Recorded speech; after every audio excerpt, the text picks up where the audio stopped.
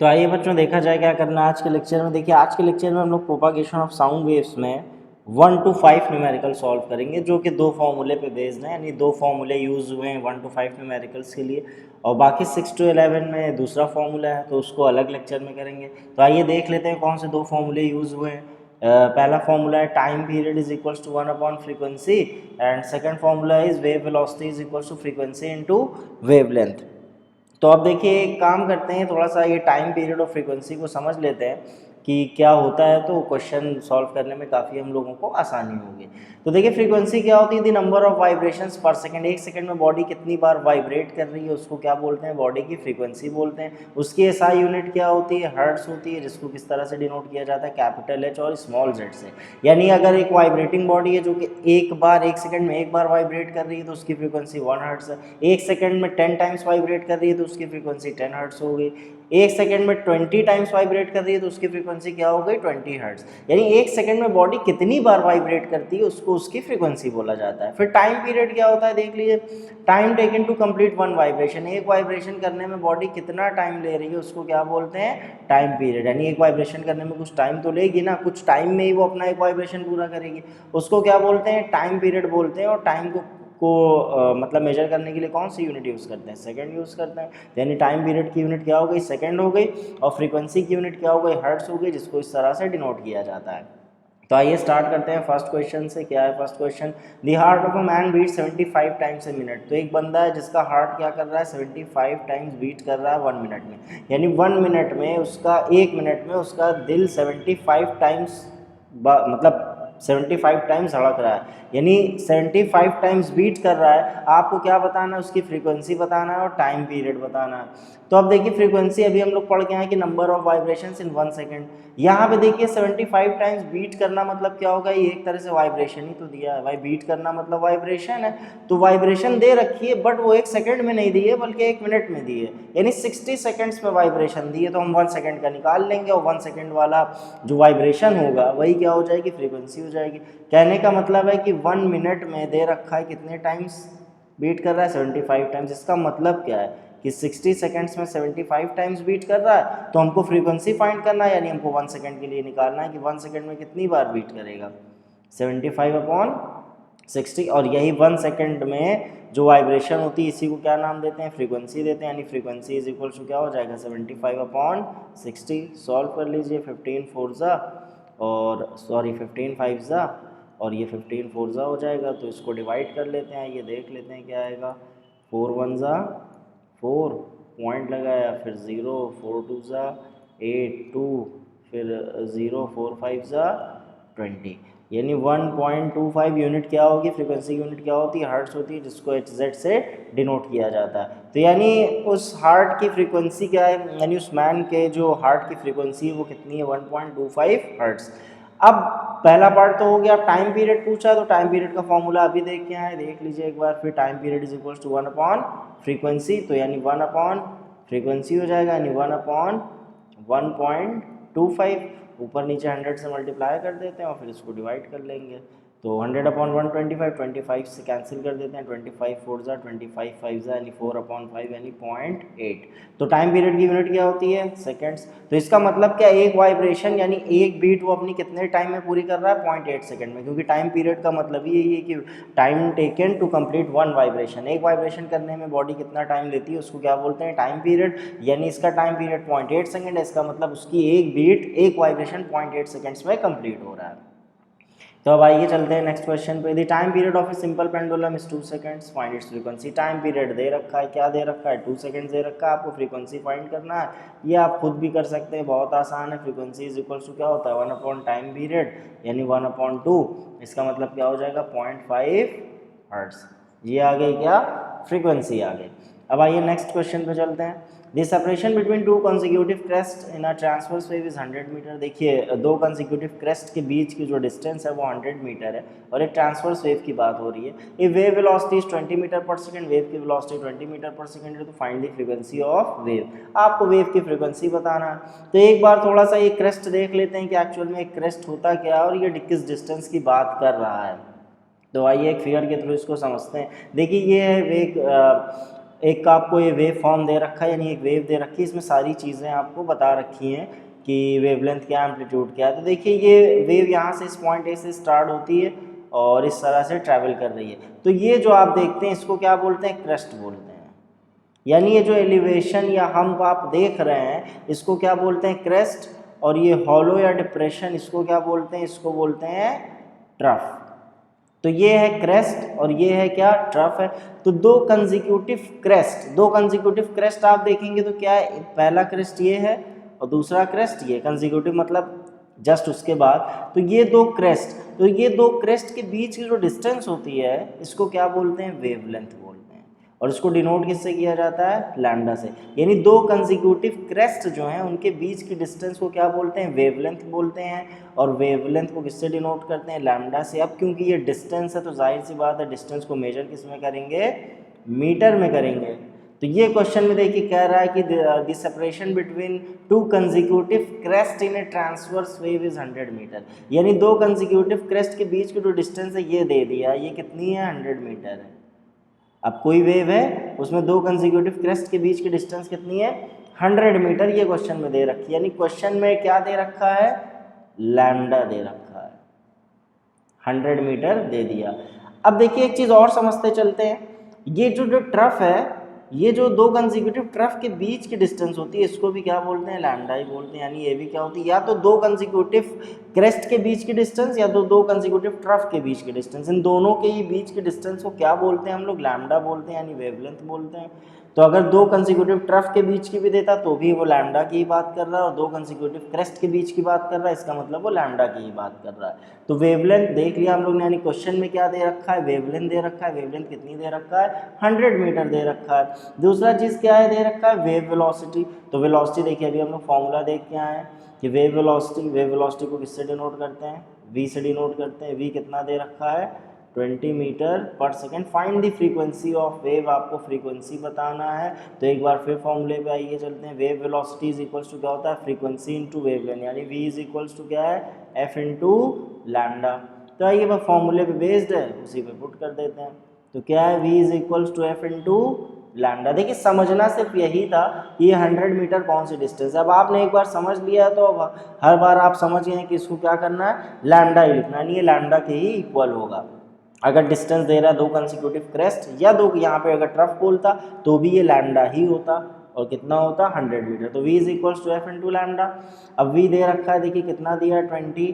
Frequency आपको find करना है, लैम्डा कितना दे रखा है, 100 दे रखा है, यानी f इज इक्वल्स टू क्या हो जाएगा, 20/100। 0 से 0 कैंसिल, 2 1 जा 2 5 जा, यानी 1/5, यानी 1/5 का मतलब कितना हो जाएगा, देखिए डिवाइड कर लीजिए, 0.052 जा 10, यानी 0.2। और फ्रीक्वेंसी क्या होती है, उसकी यूनिट क्या होती है, हर्ट्स होती है, जिसको HZ से डिनोट करते हैं। यानी फ्रीक्वेंसी कितनी होगी, 0.2 हर्ट्स। यानी इस वेव की फ्रीक्वेंसी कितनी है, 0.2 हर्ट्स। अगर वेव में क्रेस्ट के बीच की डिस्टेंस 100 मीटर हो और वेव की वेलोसिटी 20 मीटर पर सेकेंड हो तो उस वेव की फ्रीक्वेंसी कितनी होगी, 0.2 हर्ट्स होगी। तो ये फाइंड करना था। अब आइए अगले क्वेश्चन पे चलते हैं। क्या कह रहा है, longitudinal wave travels at a speed of 0.3 metre per second. एक लॉन्गिट्यूडनल वेव है जिसकी स्पीड कितनी, 0.3 मीटर पर सेकेंड। यानी आप देख रहे हैं कि वेव की स्पीड दे रखी है कितनी, 0.3 metre per second. And the frequency of A wave is, अब एक काम और कर दिया कि फ्रीक्वेंसी दे दिया भैया 20 hertz. Find the separation between the two consecutive compressions. आपको दो कंसेक्यूटिव कंप्रेशंस के बीच की सेपरेशन या डिस्टेंस निकालना है। तो अब देख लेते हैं ये कंप्रेशंस क्या और दो कंसेक्यूटिव कंप्रेशंस होती क्या, इनके बीच के डिस्टेंस को क्या नाम देते हैं, आइए फिगर के थ्रू समझते हैं। देखिए ये है कंप्रेशन वाली स्टेट और ये है रेयरफैक्शन वाली स्टेट। होती क्या है, जब मीडियम पार्टिकल्स पास होते हैं तो उस स्टेट को क्या बोला जाता है, कंप्रेशन। और जब मीडियम पार्टिकल्स दूर होते हैं तो उस स्टेट को क्या बोला जाता है, रेयरफैक्शन।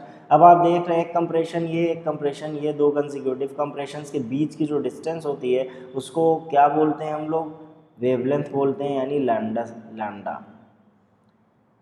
तो ये बात याद रखिएगा, जब लॉन्गिट्यूडनल वेव की बात करेगा तो कंप्रेशंस की बात करेगा, यानी जब कंप्रेशंस की बात हो रही है तो वो लॉन्गिट्यूडनल वेव की ही बात हो रही है। और लॉन्गिट्यूडनल वेव में दो कंप्रेशंस के बीच की जो डिस्टेंस होती है, सेपरेशन होती है, वो क्या होती है, उसको क्या बोलते हैं, वेवलेंथ बोलते हैं। और वेवलेंथ को अभी हम लोग देख के आए किससे डिनोट करते हैं, लैम्डा से, और इसकी भी यूनिट क्या होती है, मीटर होती है। लेकिन जब ट्रांसवर्स वेव की बात करेगा तो याद रख लीजिए वो क्रेस्ट और ट्रफ की बात करेगा, यानी जब भी ट्रांसवर्स वेव की बात होगी तो क्रेस्ट या ट्रफ की बात होगी, और जब लॉन्गिट्यूडनल वेव की बात होगी तो उसमें कंसेक्यूटिव कंप्रेशंस की बात होगी। तो कंसेक्यूटिव कंप्रेशंस का मतलब क्या है, दो कंसेक्यूटिव कंप्रेशंस के बीच की डिस्टेंस का मतलब लैम्डा की बात हो रही है, यानी वेवलेंथ की बात हो रही है। तो फॉर्मूला वही लगेगा, बस थोड़ा सा कॉन्सेप्ट अलग था, इसको समझना।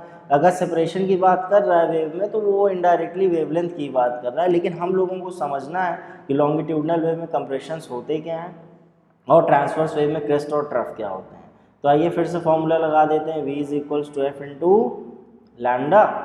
अब देखिए लैम्डा फाइंड करना है, v कितना दे रखा है 0.3, फ्रीक्वेंसी कितनी दे रखा है 20, और लैम्डा ये दे रखा है, तो लैम्डा इज इक्वल्स टू क्या हो जाएगा 0.3/20। तो ऐसा करते हैं, इसको ऊपर नीचे 10 से मल्टीप्लाई करके 3/200 कर लेते हैं, इसको डिवाइड कर लेते हैं। आइए 0.0 फिर 0 फिर 0, तो 1 0 0, फिर कितना हो जाएगा 100, तो कितना आ जाएगा 0.015 मीटर। क्योंकि सारी चीज़ें हम लोगों की किस में थी, एसआई सिस्टम में ही थी, तो ये देखिए मीटर पर सेकंड में था, ये हर्ट्स में था, तो लैम्डा भी किस में आया हम लोगों का, मीटर में आया, यानी 0.015 मीटर। अब देखिए होगा क्या, हो सकता है बुक में आंसर सेंटीमीटर में आ रहा हो, तो सेंटीमीटर में इसको आपको कन्वर्ट करना है, तो 100 से क्या कर दीजिए, मल्टीप्लाई कर दीजिए। जब आप 100 से मल्टीप्लाई कर देंगे, देखिएगा मान लीजिए आपको सेंटीमीटर में कन्वर्ट करना है, तो मीटर से सेंटीमीटर में जाने के लिए क्या करेंगे, 100 से मल्टीप्लाई कर देंगे, तो ये आपकी वैल्यू सेंटीमीटर में हो जाएगी।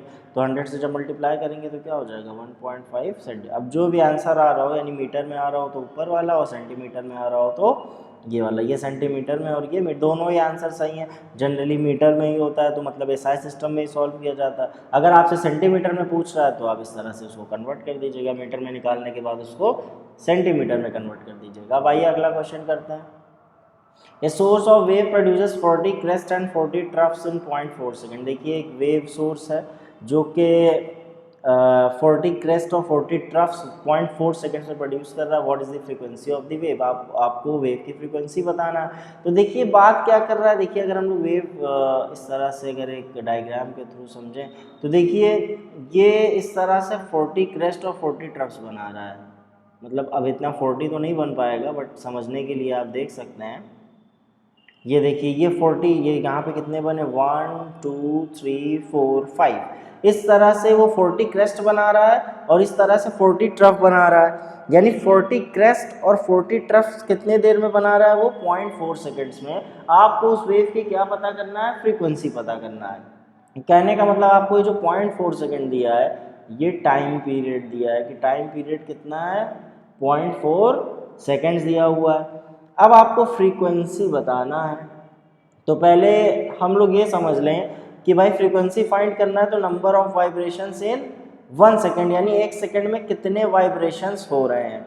तो यानी 0.4 सेकेंड्स में यहाँ पे अगर आप देखिए तो 0.4 सेकेंड्स में कितने वाइब्रेशंस हो रहे हैं, 40 वाइब्रेशंस, क्योंकि 40 क्रेस्ट बना रहा है और 40 ट्रफ बना रहा है, यानी 40 टाइम्स वाइब्रेशंस हो रहे हैं। और 40 टाइम्स वाइब्रेशन देखिए 0.4 सेकेंड्स में कितने वाइब्रेशंस हुए, 40 वाइब्रेशंस, क्योंकि 40 क्रेस्ट बने और 40 ट्रफ्स बने, इसका मतलब कि 40 वाइब्रेशंस हुए हैं।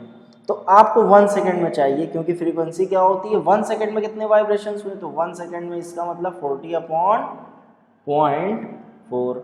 तो ये क्या हो गई फ्रीक्वेंसी, फ्रीक्वेंसी क्या हो गई 40/0.4। 10 से मल्टीप्लाई कर दीजिए तो क्या हो जाएगा 400/4, यानी 100 हर्ट्ज। तो ये जो 40 क्रेस्ट और 40 ट्रफ दे रहा था यही समझना था हम लोग, क्योंकि एक्चुअल में 40 क्रेस्ट और 40 ट्रफ्स हैं क्या, ये 40 वाइब्रेशंस हैं और कितनी देर में कर रहा है, ये 0.4 सेकंड्स में कर रहा है। तो 0.4 सेकंड्स में 40 वाइब्रेशंस हो रहे हैं, तो 1 सेकंड में आपको चाहिए कि 1 सेकंड में कितनी बार हो रहा होगा। तो 1 सेकंड में जितनी बार हो रहा है वही फ्रीक्वेंसी होती है। तो 1 सेकंड में कितना होगा, 40/0.4, 10 से मल्टीप्लाई किया, न्यूमरेटर डिनोमिनेटर में 100 हर्ट्ज आया, यानी इस वेव की फ्रीक्वेंसी क्या है, 100 हर्ट्ज है, यानी कि 1 सेकंड में 100 टाइम्स वाइब्रेट हो रही है, यानी 100 वाइब्रेशंस हो रहे हैं। बस यही करना था। अब इसके आगे के जो न्यूमेरिकल्स हैं वो हम लोग अगले के लेक्चर में करेंगे। तो आइए बच्चों देखा जाए क्या करना है आज के लेक्चर में। देखिए आज के लेक्चर में हम लोग प्रोपागेशन ऑफ साउंड वेव्स में न्यूमेरिकल 6 to 11 सॉल्व करेंगे, क्योंकि इसके पहले के न्यूमेरिकल्स हम लोग अपने पिछले लेक्चर में सॉल्व कर चुके हैं। तो आइए स्टार्ट करते हैं न्यूमेरिकल से। हाँ, एक चीज़ ये देख लीजिए, इसमें सिर्फ एक फार्मूला यूज़ होने वाला है, जो फार्मूला आप जूनियर क्लासेस में अपने पढ़ चुके हैं, speed is equals to distance upon time. इसी फॉर्मूले पे सारे न्यूमेरिकल 6 to 11 सारे के सारे न्यूमेरिकल्स इसी फॉर्मूले पे बेस्ड हैं। तो आइए स्टार्ट करते हैं। फर्स्ट क्वेश्चन से क्या कह रहा है, an observer A fires a gun and other observer B at a distance 1650 metre away from A hear it sound. देखिए एक ऑब्जर्वर ए है, ये फायर करता है, क्या करता है, गन फायर करता है, और एक दूसरा ऑब्जर्वर जो बी पे है वो इससे कितनी डिस्टेंस पर है, 1650 मीटर की डिस्टेंस पर है। उसको इस गन फायर करने की आवाज़ सुनाई देती है। If the speed of sound is 330 metre per second, अगर साउंड की स्पीड कितनी दे दिया, 330 metre per second, find the time when B will hear the sound after firing by A. यानी आप वो टाइम बताइए जब बी ने इस साउंड को सुना। क्योंकि देखिए होगा क्या, जब यहाँ पे फायरिंग होगी, आप गन फायर करेंगे तो साउंड को ट्रैवल करना होगा, और साउंड जब ट्रैवल करके बी तक पहुंचेगा तभी बी को उसकी आवाज़ सुनाई देगी। तो अब यहाँ ए से बी तक ट्रैवल करने में उसको कुछ टाइम लगेगा। टाइम कितना लगेगा, कैसे पता करेंगे, हम फॉर्मूला जानते हैं, स्पीड इज इक्वल टू क्या होता है, डिस्टेंस अपॉन टाइम। यानी अगर हमको टाइम निकालना है तो हम क्या करेंगे, डिस्टेंस अपॉन स्पीड कर देंगे। और अगर हमें ये पता चल जाए कि ए से बी तक जाने में साउंड ने कितना डिस्टेंस ट्रैवल किया और किस स्पीड से ट्रैवल किया, ये दोनों चीज़ें अगर हमें पता हो जाए तो हमें टाइम मिल जाएगा। अब आप यहाँ देख सकते हैं कि ए से बी तक साउंड किस स्पीड से ट्रैवल कर रहा है, क्वेश्चन में दे दिया 330 मीटर पर सेकेंड, और कितना डिस्टेंस ट्रैवल कर रहा है, 1650 मीटर। तो डिस्टेंस अपॉन स्पीड आपको करना है।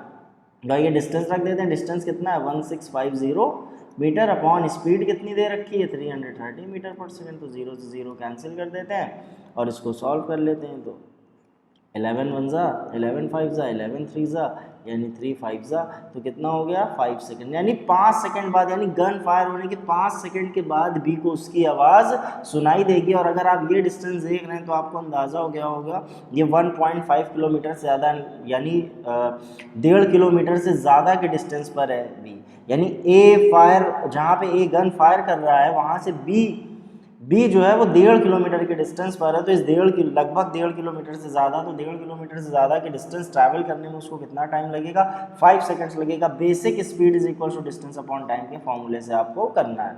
आइए अब अगला क्वेश्चन देखते हैं। The time interval between a lightning flash and the first sound of thunder is 5 second. देखिए लाइटनिंग फ्लैश आपने देखा होगा, बिजली कड़कती है, बिजली कड़कते हुए तो पहले दिख जाती है, लेकिन साउंड ऑफ थंडर, उसकी गड़गड़ाने की आवाज़ आपको थोड़ी देर बाद सुनाई देती है। इसका भी कॉन्सेप्ट है, क्यों, क्योंकि लाइटनिंग फ्लैश यानी लाइट की स्पीड कितनी होती है 3 × 10⁸ मीटर पर सेकंड। अब देखिए ये चल रही है 3 × 10⁸ मीटर पर सेकंड से, और साउंड की स्पीड क्या है 330 मीटर पर सेकंड है। तो जाहिर सी बात है कोई चीज़ अगर इतनी स्पीड से चल रही है तो वो तो पहले दिखाई देगी।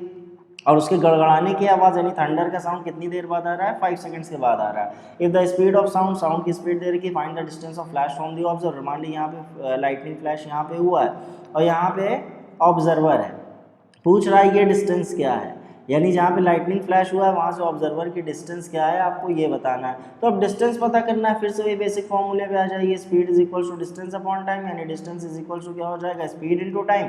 अब अगर आपको डिस्टेंस फाइंड करना है तो आपको ये पता चल जाए कि यहाँ से इस लाइटनिंग फ्लैश से ऑब्जर्वर तक साउंड ने कितना स्पीड से डिस्टेंस ट्रैवल किया, यानी किस स्पीड से साउंड यहाँ से यहाँ तक पहुँचा है वो पता चल जाए, और कितना टाइम लिया है ये पता चल जाए, तो हम आसानी से डिस्टेंस निकाल सकते हैं। तो हम देख रहे हैं कि स्पीड साउंड की कितनी दे रखा है 330 मीटर पर सेकंड, यानी यहाँ से जब साउंड ने चलना शुरू किया तो उसकी स्पीड क्या थी 330 मीटर पर सेकंड, और इसी स्पीड से वो ऑब्जर्वर तक पहुंचा है। टाइम कितना लिया पहुंचने में, 5 सेकंड्स का टाइम लिया, तो 5 सेकंड्स का टाइम लिया, टाइम रख दीजिए, 5 3 15, 5 3 15, 1650 मीटर। यानी कि फ्लैश, लाइटनिंग फ्लैश जहाँ पे हुआ है और ऑब्जर्वर जहाँ पे है वहाँ से उसकी डिस्टेंस कितनी है, 1650 मीटर। अब आइए अगला क्वेश्चन देखते हैं। A boy fires a gun and other boy at distance hears the sound of fire 2.5 seconds after seeing the flash. अब देखिए यहाँ पे भाई कॉन्सेप्ट है, फ्लैश तो पहले दिखाई देगा भाई, लेकिन साउंड जो है फायर होने की, मतलब गन के फायर होने की साउंड तो थोड़ी देर बाद आएगी। वो कितनी देर बाद आ रही है, 2.5 सेकंड्स के बाद आ रही है। तो मान लीजिए बॉय यहाँ पे ए है और ये बॉय यहाँ पे बी है, यहाँ पे फायर होती है और ये बी वाला कितनी देर बाद सुनता है, इसको कितना टाइम लगता है, 2.5 सेकंड, यानी 2.5 सेकंड्स के बाद साउंड ए से बी तक पहुंचती है। तो स्पीड किस स्पीड से पहुंच रही है, देखिए दे रखा है 340 मीटर पर सेकंड की स्पीड से पहुंच रही है। आपको डिस्टेंस फाइंड करना है, यानी ये डिस्टेंस निकालना है, ए से बी की डिस्टेंस क्या है। तो डिस्टेंस इज इक्वल टू क्या होता है, स्पीड इनटू टाइम। किस स्पीड से साउंड पहुंच रही है, 340 मीटर पर सेकंड। टाइम कितना ले रही है, 2.5 सेकंड्स। आइए मल्टीप्लाई कर देते हैं, 34 इंटू 25, क्योंकि ये 10 मल्टीप्लाई हो जाएगा तो डेसिमल हट जाएगा, 25 तो 34 इंटू 25 कर लेते हैं, 5 4 ज़ा 20, 5 3 ज़ा 15, 2 4 ज़ा 8, 2 3 ज़ा 6, 0 15, 6 1 7 8, 850 मीटर के डिस्टेंस पर, यानी ए ने गन फायर किया तो बी को सुनाई दिया कितने सेकंड के बाद, 2.5 सेकंड्स के बाद। और डिस्टेंस कितनी है इन दोनों के बीच की, 850 मीटर, यानी 1 किलोमीटर में 150 मीटर कम है, यानी 1 किलोमीटर के आसपास की डिस्टेंस पर बी है। तो वहाँ तक साउंड पहुँचने में कितना टाइम ले रहा है, 2.5 सेकंड से, अगर स्पीड उसकी 340 मीटर पर सेकंड है। भाई अगला क्वेश्चन देखते हैं। An observer sitting in the line of 2 tanks, देखिए 2 टैंक्स बना लेते हैं इस तरह से, इसको नाम दे देते हैं टैंक 1 और इसको नाम दे देते हैं क्या, टैंक 2। 2 टैंक बन गई। Watches the flashes of 2 tanks firing at each other at the same time, but he hears the sounds of 2 shots 2 seconds and 3.5 seconds after seeing the flashes। तो हुआ क्या, एक ऑब्जर्वर है, इन दोनों टैंक ने साथ में फायरिंग की, साथ में फायरिंग हुई भाई, दोनों टैंक ने साथ में फायरिंग की, लेकिन जो ऑब्जर्वर था उसको एक टैंक से आवाज़ 2 सेकंड्स के बाद सुनाई देती है और एक टैंक से 3.5 सेकंड्स के बाद सुनाई देती है आफ्टर सीइंग दी फ्लैशेस। फिर भाई कौन से फ्लैश तो पहले दिख जाएगा, क्योंकि भाई लाइट है, लाइट 3 × 10⁸ मीटर पर सेकंड से ट्रैवल कर रही है, तो ये तो पहले दिख जाएगा। लेकिन उसको साउंड जो है सुनाई कब देगा, एक टैंक से 2 सेकंड्स के बाद और एक टैंक से 3.5 सेकंड्स के बाद। If the distance between the 2 tank, दोनों टैंक के बीच की डिस्टेंस कितनी दे रखी है, 510 metre. Find the speed of sound, आपको साउंड की स्पीड बताना है, डिस्टेंस दे रखा है और स्पीड बताना है आपको। फॉर्मूला क्या होता है, speed is equal to distance upon time, यानी डिस्टेंस पता हो और टाइम पता हो तो निकाल लेंगे। तो डिस्टेंस तो पता है, टाइम देखिए यहाँ पे कैसे समझेंगे।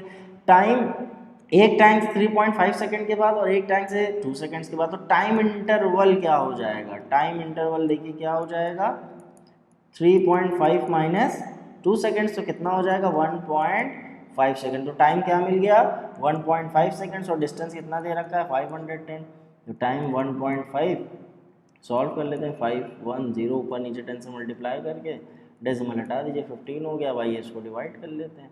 तो डिवाइड तो बहुत आसान है, 5100, तो देखिए 15 3 ज़ा 45, 6 15 4 ज़ा 60 और एक 0 बचा, तो यहाँ आ गया, कितना हो गया 340 मीटर पर सेकंड, यानी साउंड की स्पीड क्या है 340 मीटर पर सेकंड। देखिए सिर्फ इसी एक फॉर्मूले पे सारे न्यूमेरिकल्स हुए अब तक के, v is equal to distance upon speed is equal to distance upon time पे। अब आइए अगला क्वेश्चन करते हैं। How long will sound take to travel an iron nail and air both 3.3 kilometre in length. तो देखिए एक आयरन रेल है, ये कितनी लंबी है, 3.3 किलोमीटर लंबी, यानी डिस्टेंस दे दिया, और पूछ रहा है कि भैया साउंड को ये आयरन रेल ट्रैवल करने में कितना टाइम लगेगा, यानी 3.3 किलोमीटर लंबी रेल में इसको क्या करना है, ट्रैवल करना है। इसको ट्रैवल करने में इसको कितना टाइम लगेगा, यानी इस डिस्टेंस को ट्रैवल करना है साउंड को किस स्पीड से।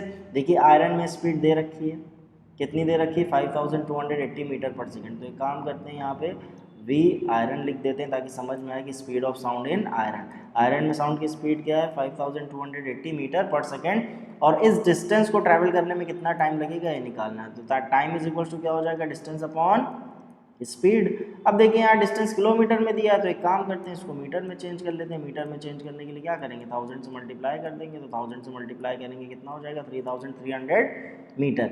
तो डिस्टेंस कितनी दे दी 3300 मीटर, और स्पीड आयरन में कितनी है 5280 मीटर पर सेकेंड। तो आपको टाइम बताना है कि इस रेल ट्रैक को, इस जो ये ट्रैक है, इसको ट्रैवल करने में साउंड ने कितना टाइम लिया है, बस हम लोगों को ये बताना था। तो भाई ये डिवाइड कर लेते हैं। तो देखिए डिवाइड करेंगे तो क्या आएगा, 0.625 सेकेंड्स, यानी 0.625 सेकेंड्स में ये पूरी 3.3 किलोमीटर लंबी ट्रैक साउंड क्या करेगा, पार कर लेगा। क्योंकि आयरन में उसकी स्पीड आप देख रहे हैं 5280 मीटर पर सेकेंड है। तो